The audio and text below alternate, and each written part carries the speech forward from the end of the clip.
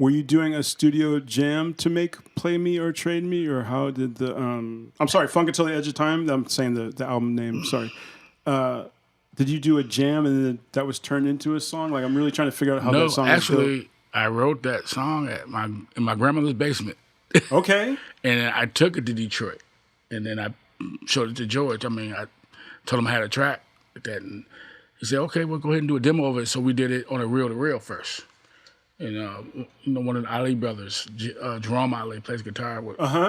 He played guitar on it and stuff like that, and we showed it to let Georgia hear it, and he said, "Go ahead and cut it for real." So we went Superdisc and cut it, and that was it. I mean, got on the album.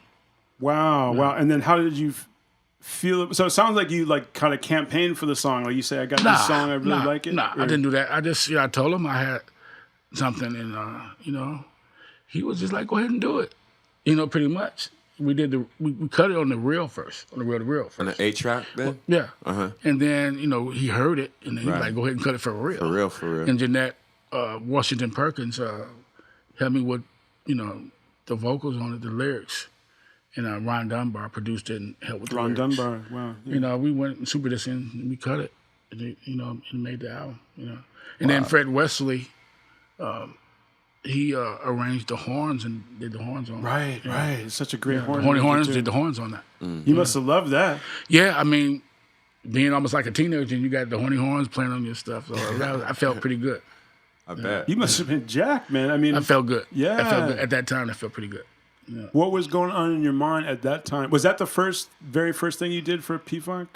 No, I mean, we were working on the Trade stuff, and just being there got me on that. Just being around all that stuff. Because we would go to the studio, and and George would be recording something that's like that. You like, come on in here, just get on the vocals or whatever. You just get on the song. Right. So it just happened like that. It wasn't planned. Like you come, nothing like that. Right. Everybody would just, like it's a session going over there, you just show up and, you get on the track, just singing background vocals or whatever.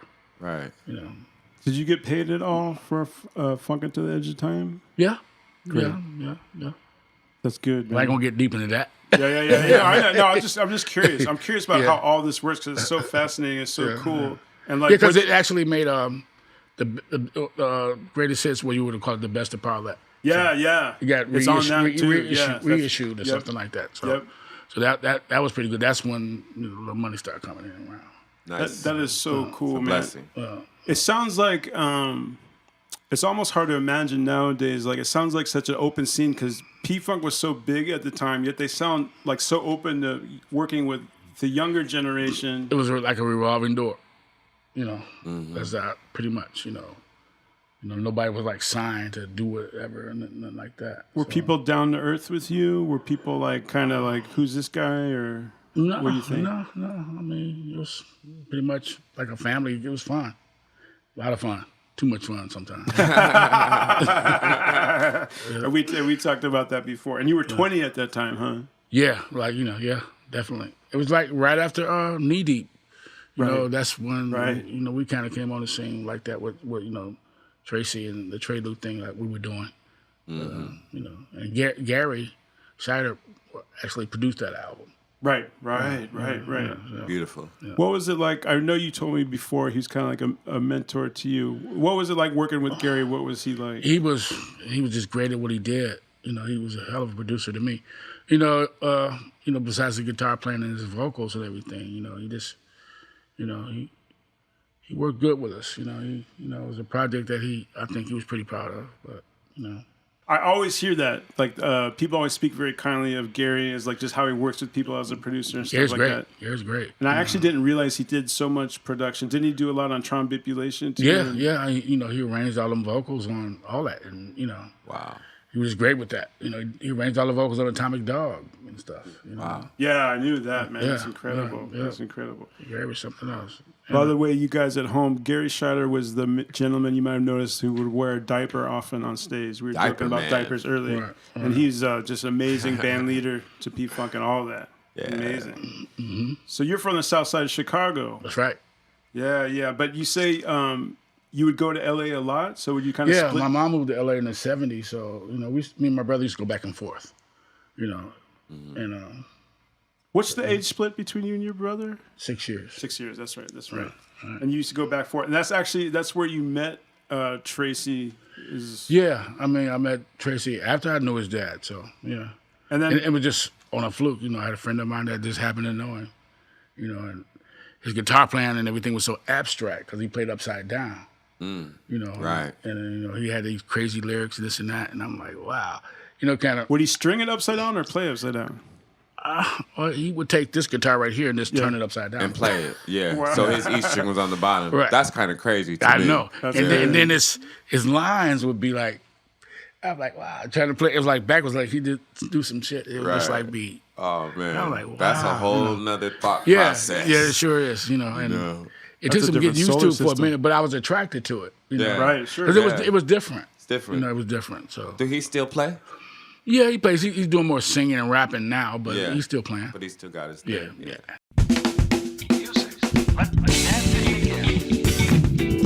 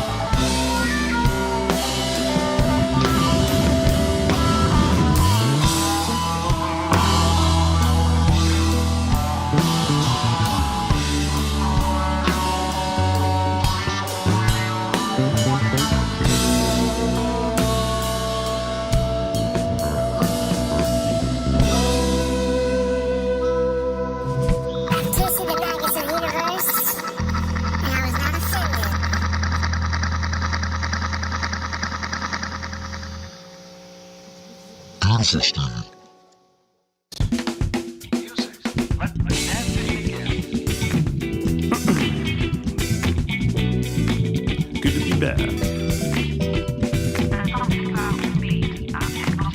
My favorite song. There it is again. Boop-bop-a-doo. Dispatches from Planet Funk. This is the Aced Out Podcast, dedicated to all whom the man tried to ace out by profiting from the soul without stopping to give props to the prophets of soul. You understood that correctly. My name is Ace Allen, aka Barack Wayne, and we're brought to you by the letter P, and we're sponsored by Pete, P-E-T-E, otherwise called People for the Ethical Treatment of Ear Holes. Everybody around me is Funk and Not Fam affiliated, y'all. Because funk is just fun with a K. That's why they call it funky. What do you think about that, Jay? You know it. Good to see you, man. Yes, sir. The last time I saw you, I've been in the ER, the emergency room, twice since then. That's nuts. I've had hell of a time. So like the last time I went to the emergency room, turns out I had an umbilical hernia. Umbilical hernia. Yeah, right above my belly button. It's like a little ball, like a tennis ball in there, and it just did not feel good. You said tennis ball? Like a tennis ball, yeah, right above my belly button. And I moved to this new apartment in Pacifica because I needed to move there for my asthma. More on that later. I've had problems with that too. And it's kind of janky. I got locked out of my new apartment. Like the lock didn't work and I couldn't get in. I really needed to get in because I needed to do some work. Getting the house and shit you lived in. Yeah, and I had my hernia, you remember, and so I had to hop over the balcony around the back. And Hold up. How tall is it? it's not that tall, but it's a bit of a hop. There's a little bit of Barack Wayne, action flick kind of action. And, I'm not like an action flick kind of guy, as we all know. Word. And I had to hop over the balcony. I had my hernia. And it really messed it up. Anyway, I did get surgery last week. Wow. I'm recovering still. My stomach's all Jimi Hendrix-like, all purple. It is healing. I can sit now okay before I could just stand and lay down. Okay. But I'm doing a lot better. Well, you're a trooper, man. I am a trooper because I tell you what, when we were doing the chocolate episode, our last episode, episode 27, y'all check it out, Chocolate from Graham Central Station. My cousin. Your cousin. When we were doing that, remember, I had a lot of asthma problems. I was taking prednisone, the steroid, and it had me all jacked up. I was trying to play music, and it was really uncomfortable, that episode. Although it was a great episode, I had a hard time doing it. No doubt. And I was wondering what was wrong, and as soon as my prednisone wore out, my lungs just like filled up again. With what? I don't know, just phlegm, just like the pollen in the air in the East Bay where I was living over by Lake Merritt. And so I had to go to the ER for that. And they flush you out? Well, they gave me antibiotics because I had an acute infection in my lungs. I had a lung infection, not COVID, but I had a lung infection. Poor me, you know what I'm saying? Oh my God. Somewhere along there, I got my truck broken into 1, 2, 3, 4 times, 3 times in the same month. And I've been going through it, but the world cannot get me down. You know why? No doubt, brother. Because the man is here, a guy we've been waiting to talk to for a while, guy that you helped hook up here, our brother Stevie Pannell. Stevie P is in the house. How you doing? Thanks, man. I'm good. All the way from Vegas, man. He loves it here, man. He said it could be 40 degrees. He loves how it's like cooler. Oh, no He's doubt. been like burning over there. I miss the weather. And he's also away from the Scorpions right now, so he digs that too. And we've been hanging out. He's a cool brother to hang out with. Yes, sir. I've been chopping up with him, picking him up at El Sobrandi, where his sister lives. And he's real good people, man. And we're gonna have a great episode. Let me tell you about Stevie P. Go ahead. So, Parliament Funkadelic was this man's like big brother program, and he was like raised with this shit. Lige Curry, as you know, the great bass player, is like an older brother to this man. Wow. Former roommate to Eddie Hazel, Eddie Maggot Brain Hazel right here. Gary Shider was also a mentor to this man. Wow. When he was a teenager. He grew up in Southside Chicago. Okay. Blue Ross. But also spent a lot of time in LA with his mom. Right. And L.A. when he would go visit his mom is where he met Tracy, Trey Lude, George's son. Yeah. And that's how they got on their thing together. Remember, we talked to Andre Fox back on episode 19 about Plastic Brain Slam. Yeah. And he's part of that creation. So we're going to talk to him about It's that. actually Plastic Brain Flam. Flam. Wait, Flam? I thought it was Slam. Flam. Flam. Okay. Wow. Yeah. Don't ask me why. I gotta ask Tracy that. That's a whole connection right there. I looked up online and it always says Slam. Is it Flam? It's Flam. Okay, got you. I stand corrected. Okay. That's why you're here, man. Yeah. And let me tell you something. This guy plays on some classic. He is on the Parlet album Play Me or Trade Me, which is doubt. I love that. fantastic. Including he's a co-writer of Funk Until the Edge of Time. Mm-hmm. He's on Electric Spanking and War Babies. Man, I love that album. That's my shit Classic. right there. He's on Trombipulation. I remember Shirley Hayden was big up in that album. She loves that album too. Yes. And then with the Plastic Brain Flam, he did a bunch of songs which wound up coming out later on George Clinton's Family series.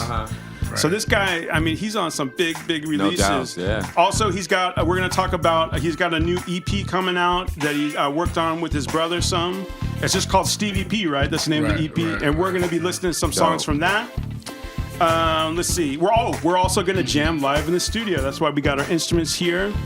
Kyle Coyote Collins is in the booth, waiting in the wings, waiting to come out here. He's going to get here on the Skins. Mm-hmm. That's Jay Stone's son, making his debut as a drummer on the show. We're so excited. Boom. All right. And this is just great, man. So yeah, I referenced Chocolate's episode before. Check it out, episode 27. People are loving that. You like that, right, Stevie P? The Chocolate episode? I enjoyed that. Yeah. People are digging that. Really love what she had to say. So just been getting a lot of positive comments about the show and our 2 performances. So you guys got to check it out. We actually played The Jam by Graham Central Station with Chocolate. She played on her Bunk Bonk. And we also did Thank You for Being Myself Again. And that's not the last time we're going to perform with her. So just keep your eyes peeled because we are going to play with Chocolate again. Upcoming A-Style podcast shows, Jason. So I'm done moving and having asthma attacks and umbilical hernias. So we're back in the flow of getting shows done. Our next show is going to have Rusty Allen of Sly and the Family Stone fame. Big time. And also, he's bringing with him, which I didn't know at first, but I'm so excited, is Levi. Levi Caesar Jr. Man, that is nuts. Formerly with Prince and the New Power Generation. That's nuts. And Scott Shepard and I went and saw The Purple Ones, which is a really great Prince tribute group that Rusty plays in with Levi. And they were fantastic, man. They actually have a pretty interesting set. They actually do some songs by like Vanity Six and The Time too. Okay. So it's not just Prince. Thing. It's pretty creative how they select their songs and stuff. They were great. And but Rusty's going to be playing one of his solo joints. Okay. He's going to be performing here also with the interview. Remember, Rusty was our very first guest, so we're really glad to have him back. Again. We've had a couple false starts, so it's great to finally have him on the show. He has a new single out right now called Gonna Take More by Rusty Allen, featuring D.D. Simon on vocals. All right. Rusty also has a YouTube show. Have you seen that with Levi? They've had 4 episodes so far. Okay. I'm using it for research for the interview. And it's simply called The Rusty Allen YouTube Show. And that's with Levi. Levi's kind of like his co-host on that. Okay. I'm really excited about... Oh my God. So we'll be coming up on 30 episodes, Jason. Are you serious? Episode 30, we're going to talk to Ricky Vincent. I'm really excited about talking with Ricky Vincent. Ricky Vincent is the funk professor. He teaches at UC Berkeley. He wrote the book on funk, which came out in the 90s, which just had a 25-year release. Yeah. The funk, the music, the people, and the rhythm of the one is that book. That book changed my life. I think it came out in like 96, I think. Okay. And then I also just finished reading his book called Party Music. It's about the Black Panther Party band, the Lumpin, Lumpen. And in the context of all other black soul music and sort of the black powered sort of scene in the 60s into the 70s and when it died in the 70s. And it's a really interesting book, and I read the whole thing to talk to him about it. Ricky also hosts the History of Funk show on KPFA. That's a local here. It's on Berkeley, but of course, everything is worldwide now. You can check it out on the internet. KPFA.org. They got all the old episodes on archive, and it comes out every Friday for 2 hours, 10 to 12 To midnight. Pacific Standard Time in America, US of A. Part of that show, because Ricky, you know, he's not going to jam on guitar or anything like Stevie. Yeah. Although that would be cool. Yeah, it would. So we are going to do some music that show too. So we're going to have, I was going to have Gooch Gang come in, but Caliban, the one member of Gooch Gang, he has some kind of personal issue. So shout out to Caliban. We're going to have Monster come in with his other homie, Dub Esquire. Okay. Both Oakland rappers who are phenomenal freestylers, fantastic. That's going to be episode 30. I can't believe we've done 30 episodes. Oh my God. Wow. One thing that was really cool that you found for us, Jay Stone, and I want to shout out to the YouTube channel Real Reality Gossip. Oh yeah. And they officially used us as a source. They cited us as a source for a little episode they did called MC Hammer Wasn't Paying His Dancers. Right. It was kind of like gossip about MC Hammer didn't used to pay his dancers. Right. And remember, we talked to Sweet LD. With LD. From Oaktown 357. That's right. And she talked to us about that. We talked to she her. went into all that. Yeah. She was in all the classic MC Hammer videos and also had her own group. And they didn't really get paid. And she talked to us about that. Anyway, shout out to Real Reality Gossip because they cited us. They said Aced Out Podcast said. LD told Aced Out Podcast she and Terrible T had to regroup. LD told Aced Out Podcast, we created something and shared it with everybody in the world. And today, they still look at us as someone who changed the dynamic for women in hip-hop. So thank you. I appreciate that. It's a dream come true. I promised I wasn't going to cry. All right. I'm going to get it together. I want to do one more shout out because if I don't say it, maybe nobody will say it. I want to shout out, it's this musical artist called The Soul of John Black. Yeah. But it's John Bingham from the group Fishbone. Guitar player. Yeah, he hasn't been in the group Fishbone for a long time, maybe like 20 years. Although he did rejoin your brother and I. We saw him perform with George in Atlanta, but he quit again like real quickly. Yeah. Anyway, blah blah blah.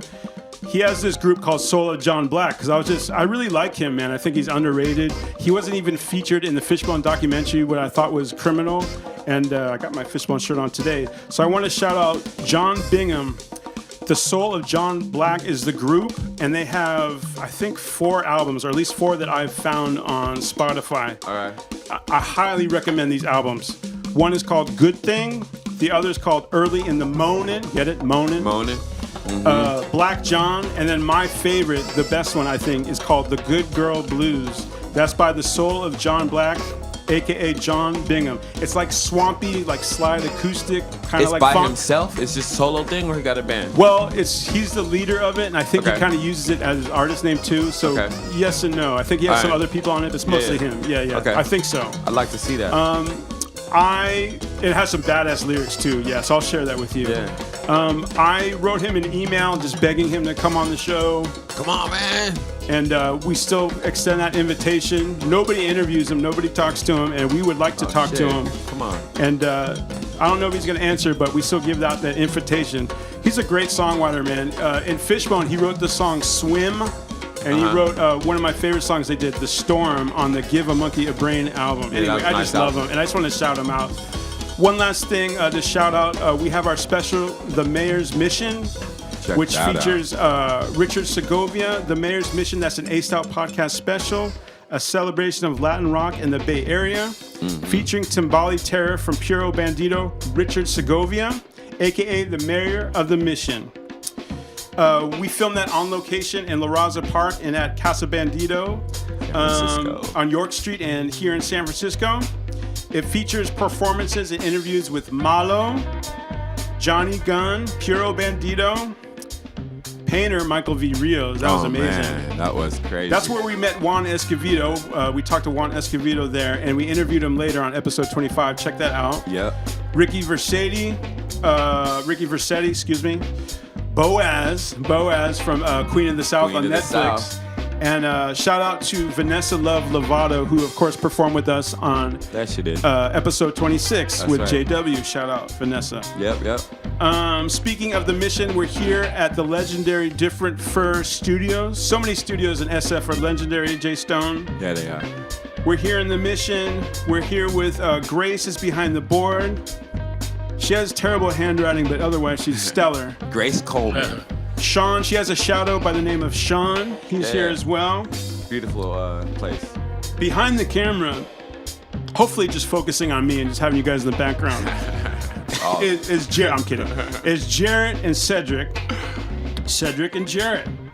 Funkanauts are about to appear in a theater near you. We've been rehearsing lately. Yes. Keep your eye peeled for that. Check out acedoutpodcast.com. That's ACEDOUTPODCAST.com. Our audio-only episodes are still popular, even though we're a video show now. People still listen to audio shows a heck of a lot. So you can listen to those on Spotify, on Apple Podcasts, on Stitcher, on Overcast, and TuneIn. The best place to check it out, though, is on our own website, because that's where we have pictures and article about the guests and stuff like that. And lastly, I just want to shout out our listeners and watchers from all over the world. We're a little clique. We're a little fam of funky people. If you like funk, you like this show. It's impossible not to love this show if you love funk. Mm-hmm. Shout out to all you all in Tampa and West Palm Beach, Florida. Yep. Denver, Colorado. Wow. Washington, D.C. Holla. Washington State. Yeah. Macon and Atlanta, Georgia. Atlanta. Pittsburgh, PA. I heard it. Michigan. Wow. Ohio. Come on. Oh. Arizona. H-I-O. Our fellows across the pond, United Kingdom. Wow. Paris, France. Shout out to my expat, Emily Palin. Yes. She just moved there. Emily. Come on. Canada, Germany, Japan, We Latvia. everywhere, man. We People in Latvia? Latvia. I don't even know where I can't Latvia believe that, is. but Where it's is that? true. And then, Latvia, I think it's in California, like Central California. Damn. Yeah, I'm pretty Alright. sure. I'll look it up later. I'm Okay. pretty sure I'm correct, though. Sure. I know everything. And everybody in Jupiter as well. Shout out to y'all. Come on. And listen to this music. You hear that jam, dude? That's Stevie P That right sounds there. like some. All right. Forget all that stuff. Let me talk to you then. Let me talk to you, Stevie. And by the way, thank you for coming. Thank you for hanging out with us. You have a beautiful guitar. You have a beautiful vibe. We love your sound. We love your flow. Thank you. I want to talk to you about everything. I want to talk to you about your life, your career. First, let me just dip my toe in something that really interests me and try to unpack it for people, because I want people to know what this is like. So we've interviewed a lot of people from the P-Funk camp. And one thing we like to hear about, on stuff, we like the Mike Judge show, like Tales from the Tour Bus and stuff. But that stuff's just all about drugs and partying and doing all that stuff. And we know what that's like. We like to talk about the music and how it's made and stuff like that. Right. So I know that you played bass on Funk Until the Edge of Time. Right. Off the Play Me or Trade Me album by Parlet. So first of all, how old were you when you did that? Wow. I think we did that in 1980. So I was 20. Oh my God. I think I was 21 when it came out. And you said that was not at United Sound, but Superdisc. Yeah, that was recorded at Superdisc. Okay, so let me so usually, on podcasts, people ask you that, oh, you played on that. Oh, that's cool, man. And then they kind of move on. I really want to get down into that. So like, okay, so 1980, so that's a different time, first of all, for P-Funk. So they've already had like a whole decade. They've gone in the mothership. They've Aqua Boogie. Right. And now it's 1980. So how do you come into the camp, first of all? Is it through Tracy, or were you hanging around anyway? I mean, that goes way back because, I had to go back to, when my mom lived in L.A. and all that kind of stuff. And, one of her good friends, which is like an aunt to me, well, she's passed, but her name was Debbie Edwards. She used to go with Glenn Goins. Debbie Edwards, she was Glenn Goins' girlfriend, right? Your friend of your mom? One of them, or whatever you want to call it. Okay. But associates. Yeah, but it was a lot of cats from P-Funk coming by all the time, and me and my baby brother was. In Los Angeles? Yeah, because my mom had moved to L.A. back in the 70s, And we used to go back and forth from Chicago, back to L.A. So, they were always coming by and stuff like that, And I was always I was already into music, so So what's the journey from then though? People coming by, sure they come by, but like then how do you get put on? Well, I mean, it was just a long thing that just happened, I guess. Eventually I met Tracy, and I already knew his dad. Because I was a kid, I already knew his dad, and you knew George before? Yeah, because I met him through Debbie. I met George through Debbie. Because actually my brother was supposed to draw the album cover for Dr. Funkenstein. True. Yeah, Well, we're getting all kinds of information. Yeah, here. yeah, I mean, why? So your brother, which brother? my younger one. Your the younger one- brother? Chris, the one that he plays. But wait, how old would he be at that He time? was really little. He was young. He was a little boy, right?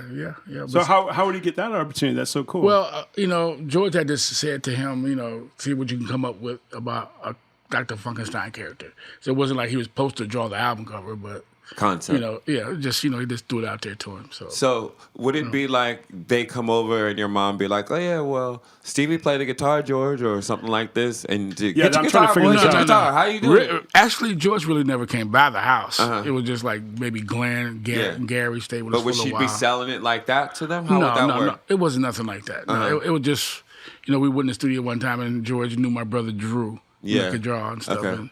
And he just said that to him. So, Word. it wasn't like, okay, you do the album cover. It wasn't like that. yeah. It wasn't like that. But, Just getting him But, inspired and putting him a seed all in kind of him. musicians were coming through and stuff like that. A lot of my mom's friends, were going with different musicians and stuff like that. Mm-hmm. It was just, I was already into music, so that was just cool to me. Yeah. That just being around them. And were stuff you like strictly a bassist at the time? that. At that time? Yeah, definitely, without a doubt. How were you doing a studio jam to make Play Me or Trade Me, or how did the I'm sorry, Funk Until the Edge of Time? I'm saying the album name. Sorry. Did you do a jam and then that was turned into a song? Like I'm really trying to figure out how that song was built. Actually, I wrote that song in my grandmother's basement. Okay. And I took it to Detroit, and then I showed it to George. I told him I had a track with that, and he said, "Okay, we'll go ahead and do a demo of it." So we did it on a reel-to-reel first. And one of the Ali brothers, Jerome Ali, plays guitar with. He played guitar on it and stuff like that, and we showed it to let Georgia hear it, and he said, "Go ahead and cut it for real." So we went Superdisc and cut it, and that was it. Wow. Got on the album. Wow. And then how did you feel? So it sounds like you kind of campaigned for the song. Like you say, I got this song, I really like it. Nah, I didn't do that. I just, I told him I had something, and he was just like, "Go ahead and do it." Pretty much. We did we cut it on the reel first, on the reel-to-reel first. On the 8-track then? Yeah. Uh-huh. And then, he heard it, and then he was Right. like, "Go ahead and cut it for real." For real. And Jeanette Washington Perkins helped me with, the vocals on it, the lyrics. And Ron Dunbar produced it and helped with the Ron lyrics. Dunbar, wow. Yeah. We went in Superdisc and we cut it, and and made the album. And then Fred Wesley, he arranged the horns and did the horns on it. Right. It's such a great horn. Horny Horns too. did the horns on that. You must have loved that. Yeah, being almost like a teenager and you got the Horny Horns playing on your stuff, so I felt pretty good. I bet. You must have been jacked, man. I felt good. Yeah. I felt good. At that time, I felt pretty good. Yeah. What was going on in your mind at that time? Was that the very first thing you did for P-Funk? No, we were working on the Trade stuff, and Okay. and just being there got me on that. Just being around all that stuff. Because we would go to the studio and and George would be recording something that's like that. You like, come on in here, just get on the vocals or whatever. You just get on the song. Right. So it just happened like that. It wasn't planned. Like you come, nothing like that. Right. Everybody would just like, it's a session going over there. You just show up and you get on the track, just singing background vocals or whatever. Right. Did you get paid at all for Funk Until the Edge of Time? Yeah. Great. Yeah.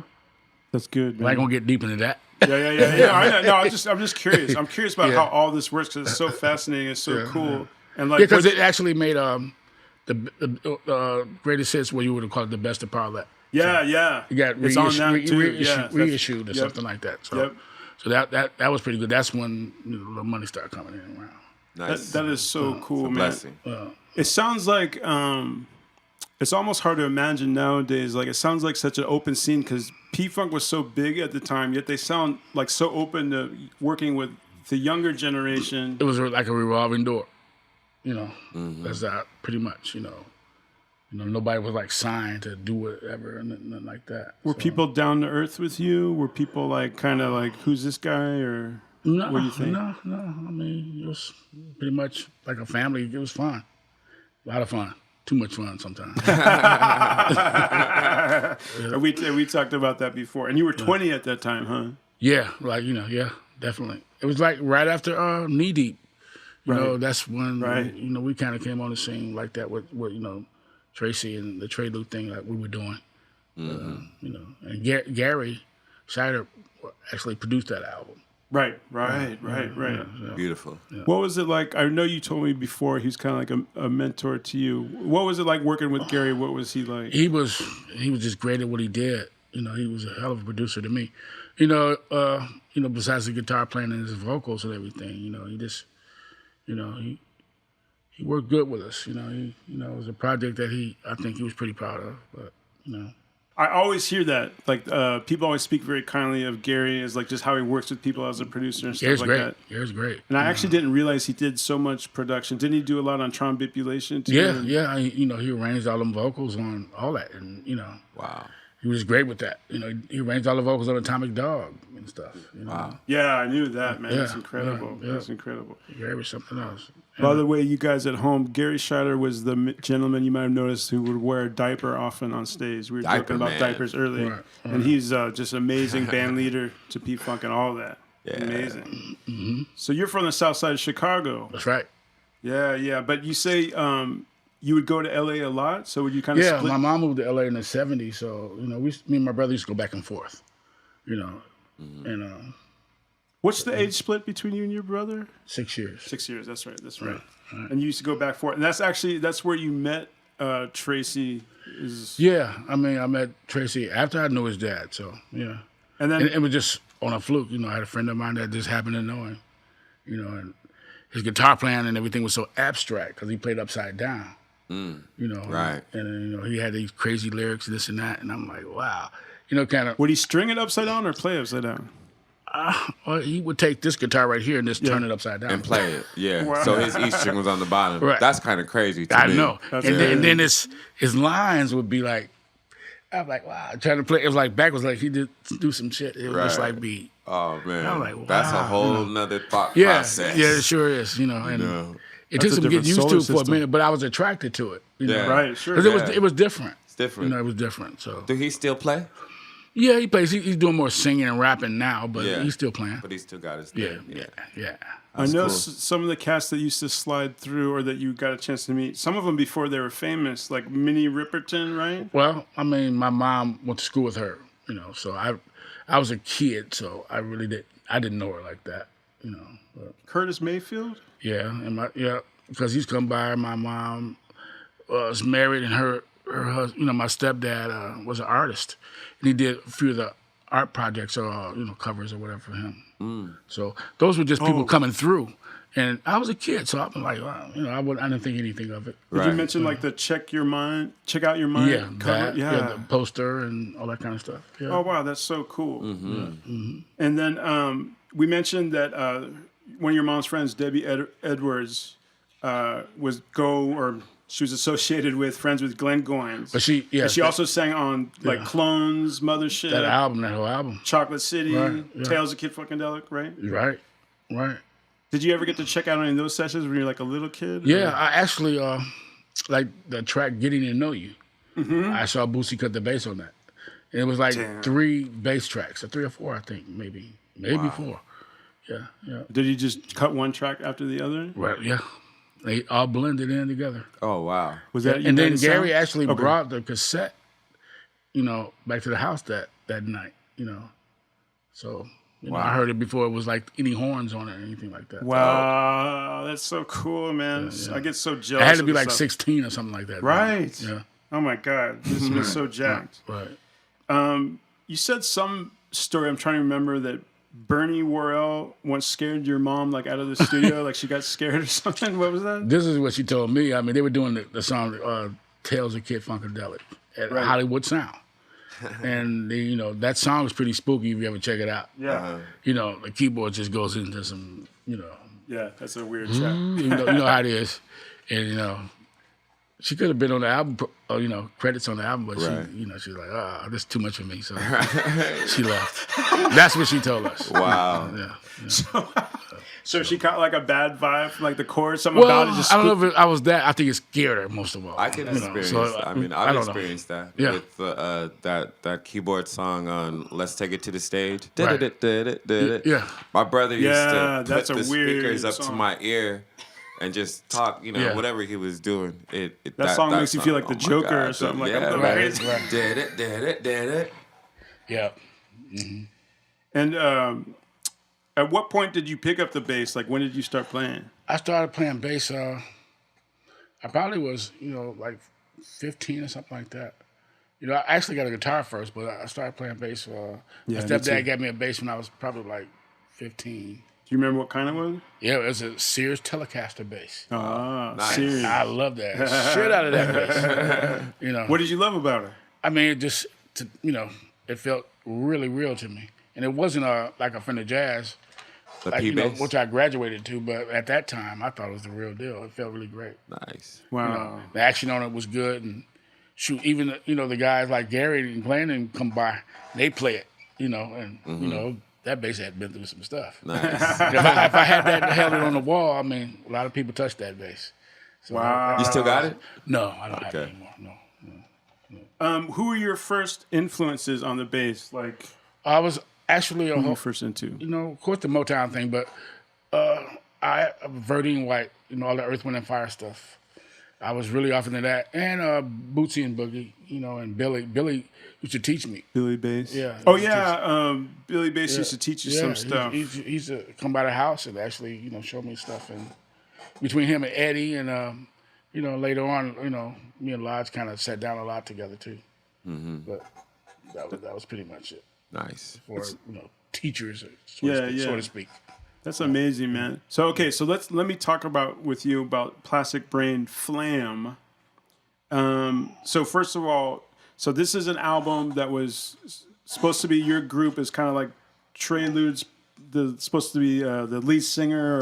Right. Yeah, George's son Tracy. And then we heard something about this. Andre talked about you all were living like in the house together or something? Yeah, George had got this house because the hotel thing everybody was staying at was so packed, so he got this house, in West Detroit, on a street called Robeson, and we stayed there.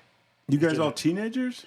We were barely out of teenager. We was like early 20s, late teens.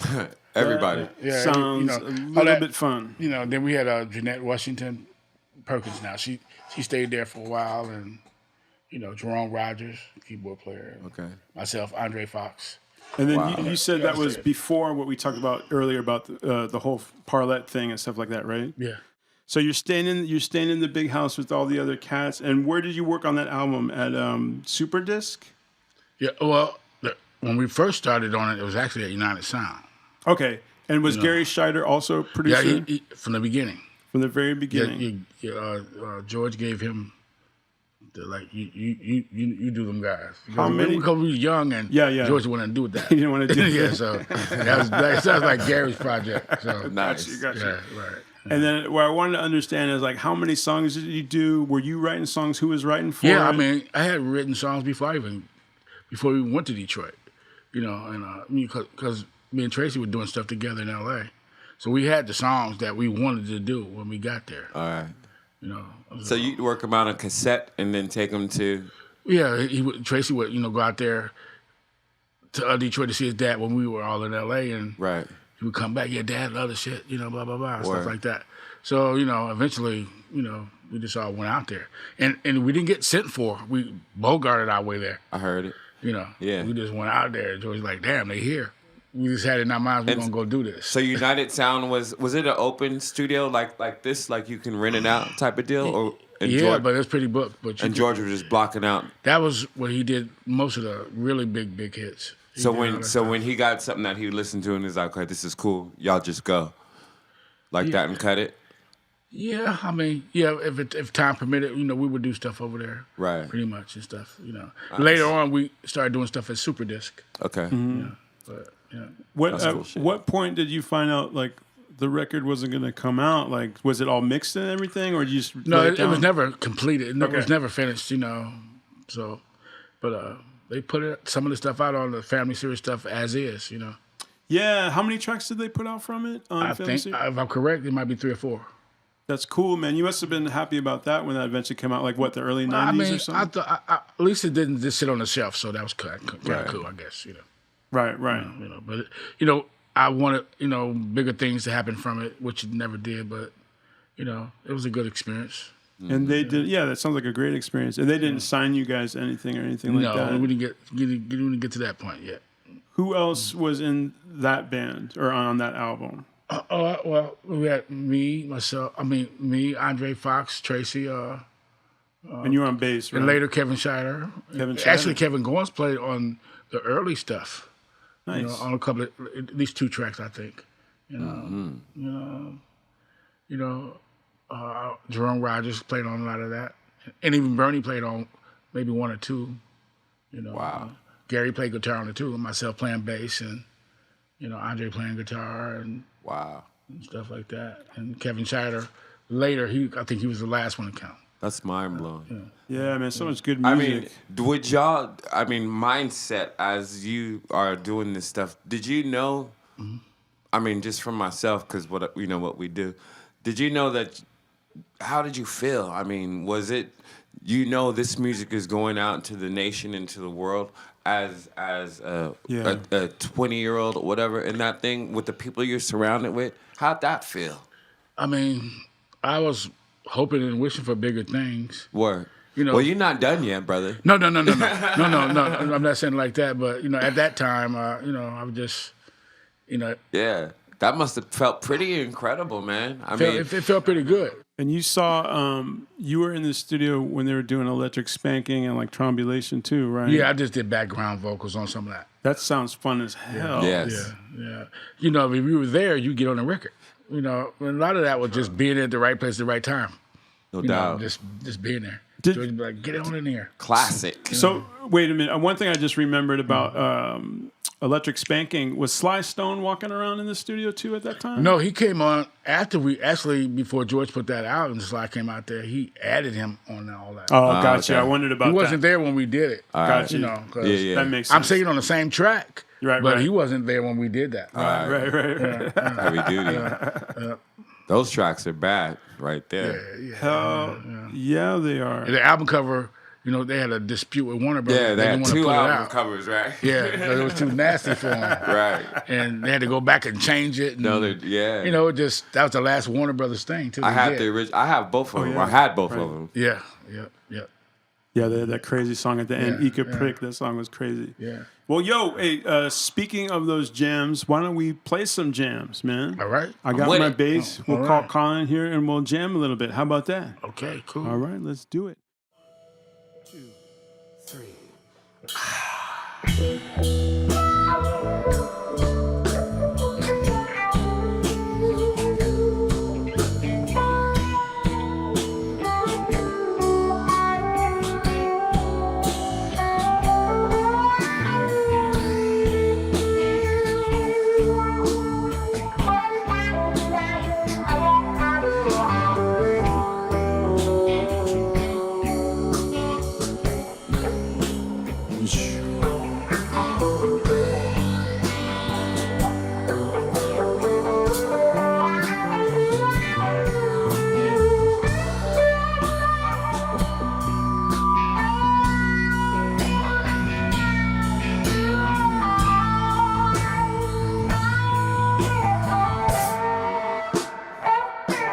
I'll stay.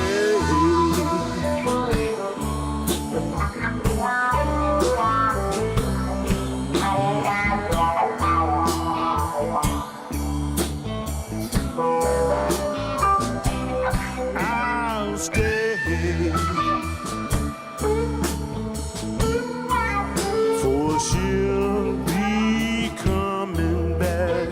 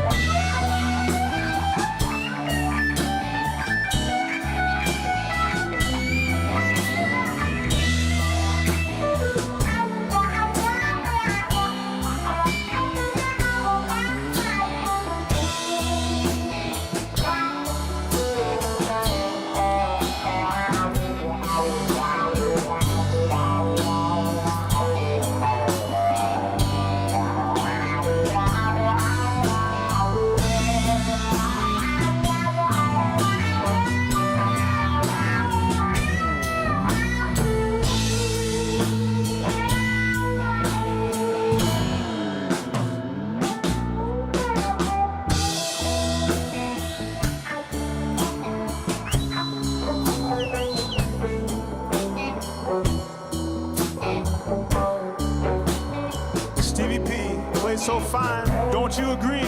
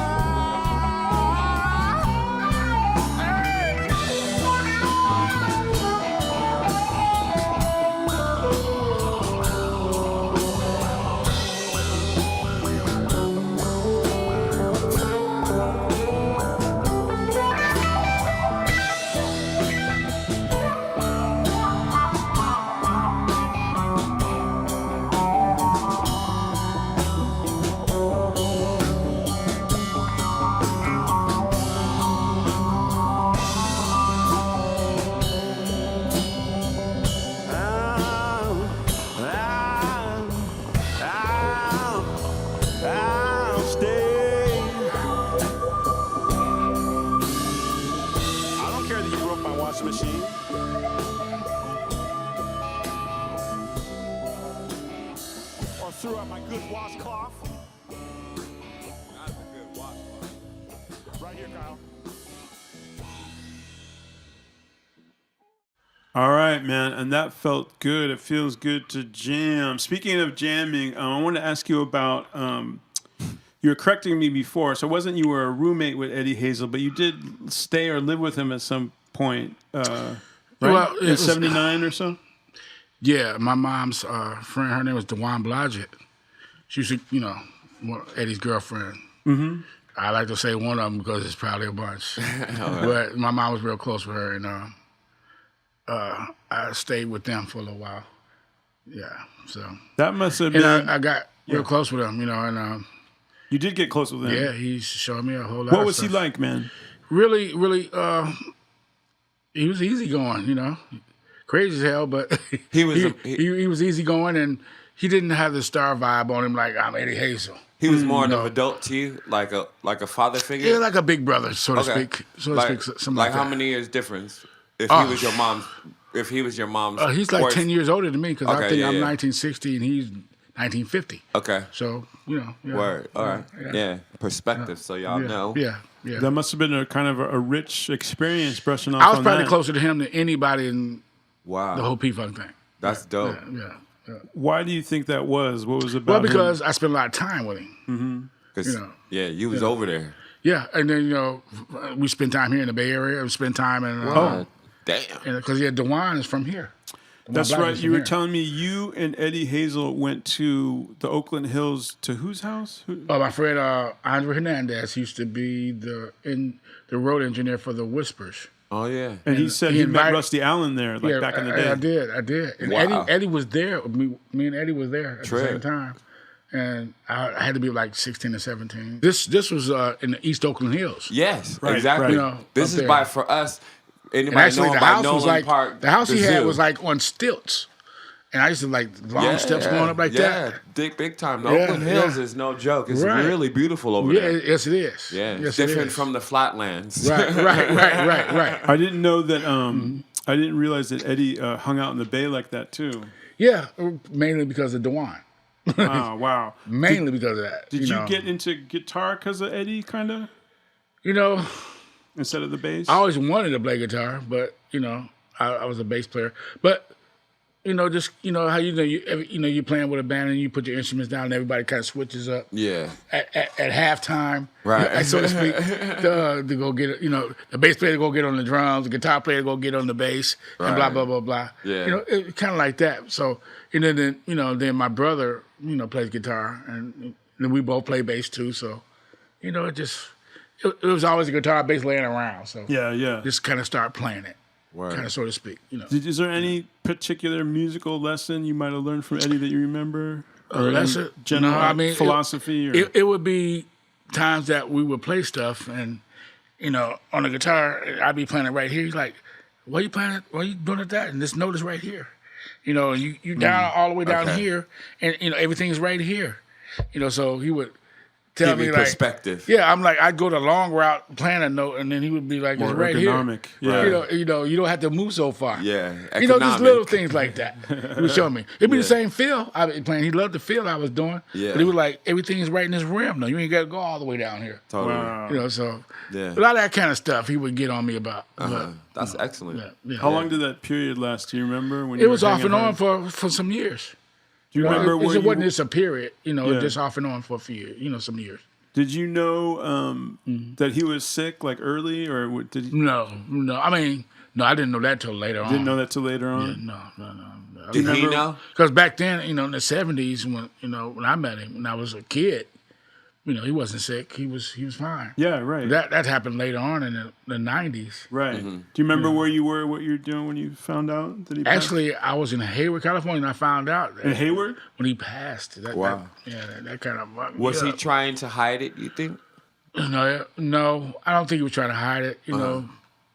He just wanted to be himself, and it was kind of hard for him to do that, being sick because he had already been hospitalized. So, Word. I don't really want to get into it, but Yeah. We're asking because we have a similar I experience. was A cat about in to our say group that, passed dude. away a couple I years was ago. about I to don't want to get say into that. it. Yeah. But he was, Our He did Eddie the same Hazel, thing. He didn't really Yeah. tell us. Our know. Eddie Hazel is Brother P. Yeah, It's yeah. Patrick Owens. yeah, really tell us. really, he wasn't doing good, man. And Yeah. Well, that's real talk. it just, it was, hey, man. Yeah, it's life. Yeah, we just want. I just want to memorialize him, Yeah. and then also with Lige, you said Lige has been like a Lige? big brother to you. Lodge Curry, yeah. Yeah, I so mean, because how's that relationship? When we first went to Detroit, Lodge was there, and they, it was this hotel called the Crystal House, and everybody, Gary and Bernie and everybody was staying in this, and it's like a motel, a hotel, what you want to call it. Yeah.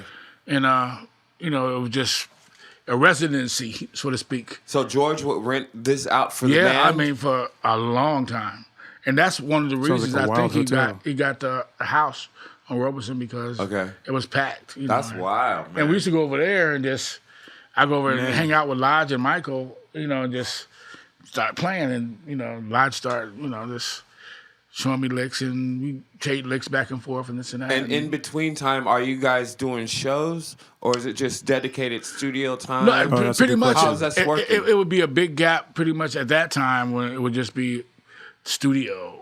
And then you're also really good buddies with Kevin Goins, right? Yeah, definitely. For all you guys, that's a guitarist singer, obviously brother to the Quasar. late Glenn Goins for Quasar. Check out that album, Quasar. Funk with a big foot. Right. And then also General Kane, right? Yeah, he sang with General Kane. He played with him, yes. What? Tell me about that relationship. What, you guys are close, right? Yeah, me and Kevin, it's funny, when we first went to Detroit to do the Prelude stuff, George had us in a travel lodge, the hotel, motel, whatever. And for some reason, Kevin came there, and I don't know if George was trying to hook him up with us or whatever, but he had a room in there, and we saw him.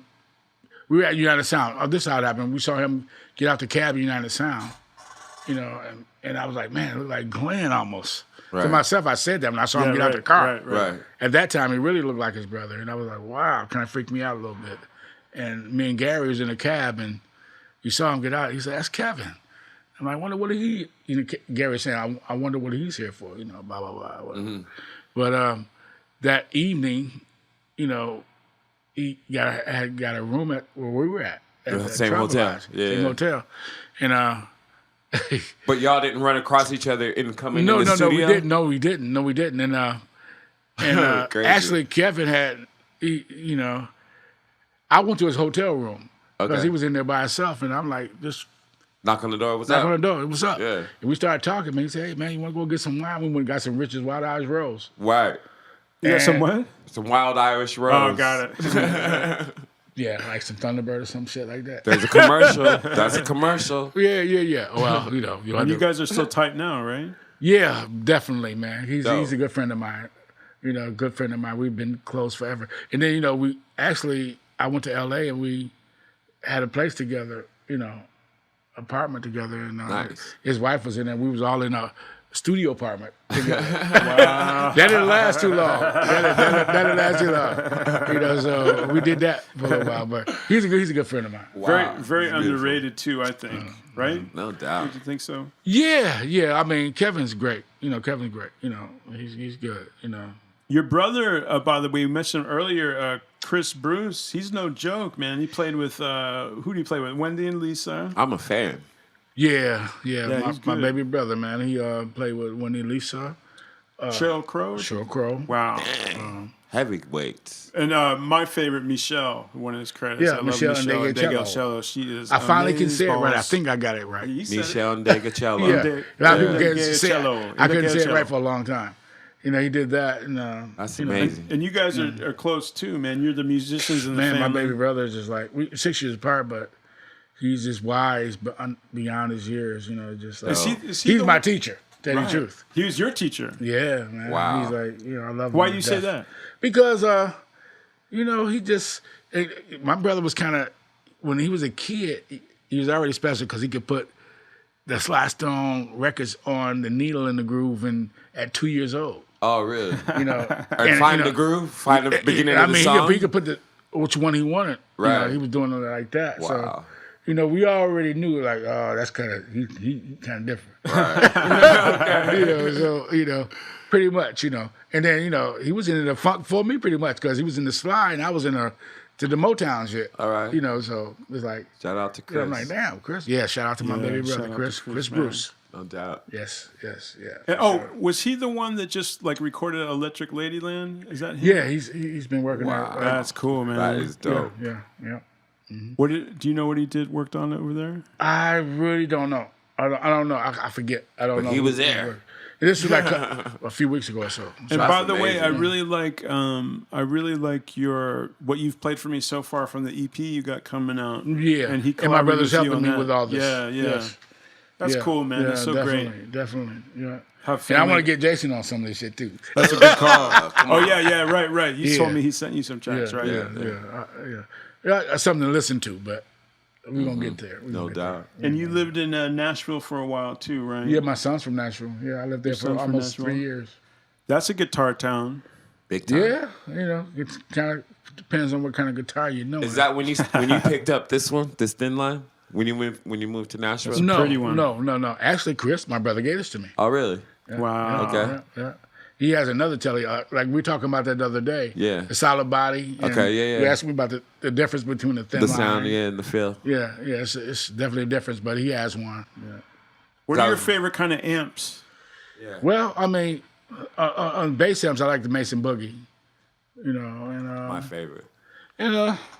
shoot, all these amps over here. Right. I mean, I like the Marshall. And, Oh, we're gonna give those as parting gifts, by the way. you know. Just pick out your favorite. the Fender Deluxe Reverb and all that. It's a bunch of them to choose from, so it's kind of cool. Because each one has a classic sound that you Yeah, grew they up do. listening They do. to. Right. And I could have picked any one of these, but I Right. picked this one, so Right. it's good.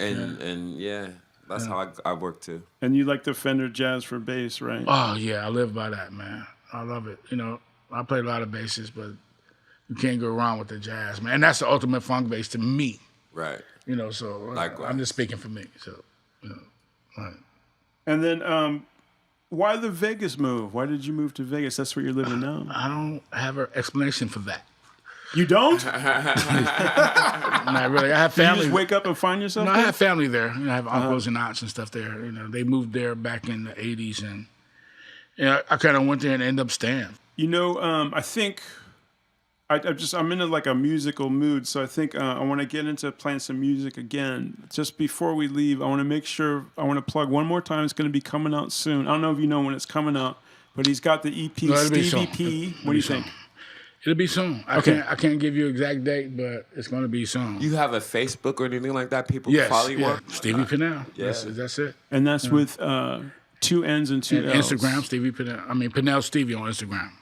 Right on, man. Yeah, we'll document all that. Is there, so you have a lot of experience and stuff, and you have a lot of perspective, and we've been talking about this a lot already on like the ride back and forth from the studio. Is there anything like you learned over the years or advice you could give to like younger cats about just like, I don't know, music business, playing in the band? Well, I mean, like you said, business. I mean, what I didn't pay attention to growing up, you know, because we were having too much fun. Like, it's like 10% music and the rest is business. Right. So Okay. that's where, That's the equation. that's the question. So, Get your business down. get your business down because it's a bunch of people that can play. Right. You know, you gotta do that. You gotta do that. So You heard it? Get your business down. yeah, you know, it's like 80% business and the rest is music. 20% live. Yeah, yeah. Right, man. Right. Let me, you know what? I just realized too, we should probably mention, Jay, can you speak on, remember when we were talking, when we were rehearsing yesterday, Right. you're just talking about his like guitar style. Oh, Can yeah. we expand on that? So we're just talking Yeah. about, Well, it's for me, it's like growing up and like listening to Eddie Hazel and, you know, the whole guitar armada from P-Funk. Yeah. There's a certain thing they do Armada. where it might be from inspiration from Curtis Mayfield or Jimi Hendrix or something, but it's like, I don't know, with the reverb and the wah-wah and the combination of the two and the nuance of the strike of the strings, in that tone. I fell in love with that, you know. And if you can describe it like that, then you can eventually achieve it. Is what I'm gravitating to. That's why I keep asking them about it every fucking 5 minutes, even when I get them outside. Yeah, right. But it's really important because you don't hear that in music today. You know, it's somebody pressing a button, whether it's trap music or some hip hop. But the writing aspect of music and timeless progressions isn't there anymore. It's a loop, and that loop is a dead end to nothing. You know, it's not making your mind transcend or whatever. It's just Even if keeping you're you in enjoying one it. spot. And it's a trap music. You know what I'm saying? Yeah, It's a trap. that title, something else, isn't it? Yeah, man. I'm like, and that's it's, why I don't like to give music, you know, like titles. Like, Yeah. what kind of music do you like? This and that. Right. I'm like, if it sounds good to me, I like it. Right. We were talking about that earlier. Right, we Yeah. talked about that earlier. Yeah. You know, it's like, oh man, trap. Trap. And we're even talking about like, you know, I could appreciate like somebody like Stanley Clark, like on the man. bass, but that's not my favorite player. Like I'm just Right, not, that's not my, right. I like Cool from Cool and the Gang. Somebody like that is just Right, locking you right, like something, right, have a nice Groove. fat sound, being there with the drummer. Right. Right. Those Something underrated, something you can feel. yeah, something you can feel. Right. And we can feel you, my brother, all the way going back until Funk Until the Edge of Time, from Play Me or Trade Me. Yes, It's sir. been so great having you here. Let's Thank have you. one more jam before we head on back. What do you say, Stevie P? Let's do it, man. And then we'll let you take home one of these amplifiers as a prize. Oh man, Grace that's is the freaking prize. Okay, cool. I'm kidding. Right. Anyway, man, it's been great having great. you, my brother. Better. Grace, where am I in the mix? I'm going to turn my bass up a little bit. Top 3 should be like on Knob 3. Wait a minute, you mean the knob that's laid the bass? That's where the bass is? That's a little on the nose, don't you think? I like more subtlety. No. Alright. That was stupid. Okay, let's do it, man. You started, Kyle. That was good. Yeah, good job, man. Yeah, man. That was hella good. That's my boy!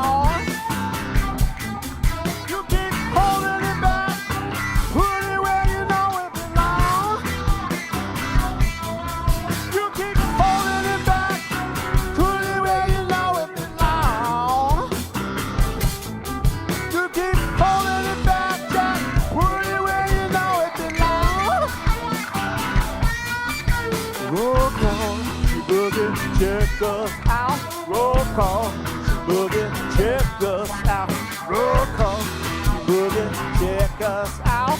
Roll call, boogie, check us out. She likes the bone, boogie, check us out. She likes the bone, boogie, check us out. She likes the bone, boogie, check us out. She likes the bone, boogie, check us out. Funk is stronger. That's it, she's stronger.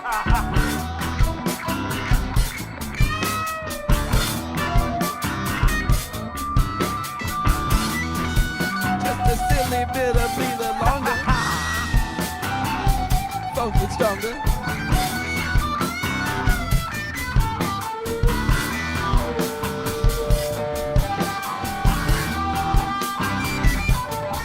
You keep holding it back, put it where you know it belongs.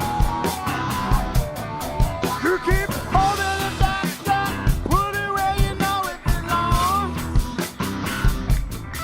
You keep holding it back, put it where you know it belongs. You keep holding it back, put it where you know it belongs. Roll call, boogie, check us out. Roll call, boogie, check us out. Roll call, boogie, check us out. Roll call, boogie, check us out. She like the bone, boogie, check us out. She like the bone, boogie, check us out. She like the bone, check us out. Boogie, check us out. Funk it, sucker.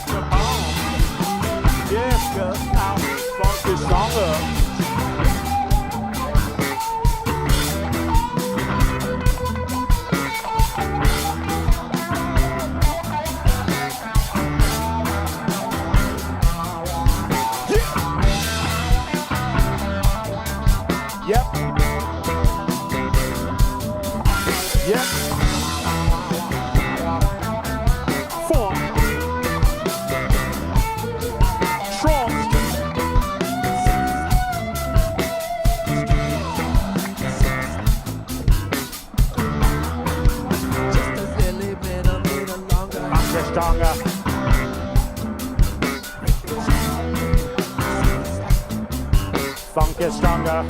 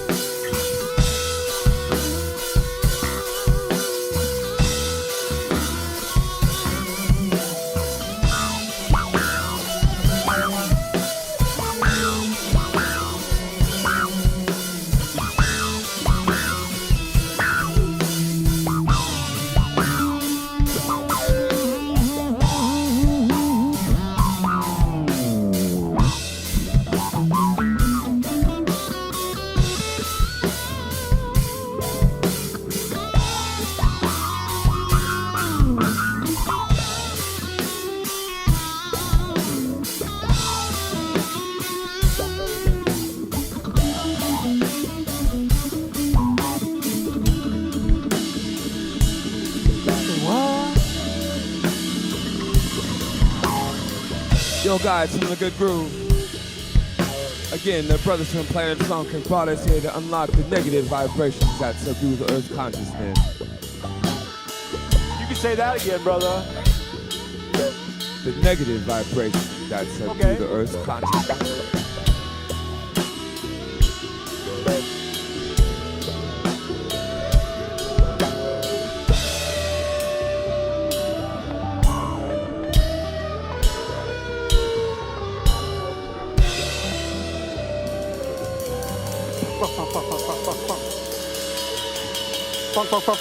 Funk.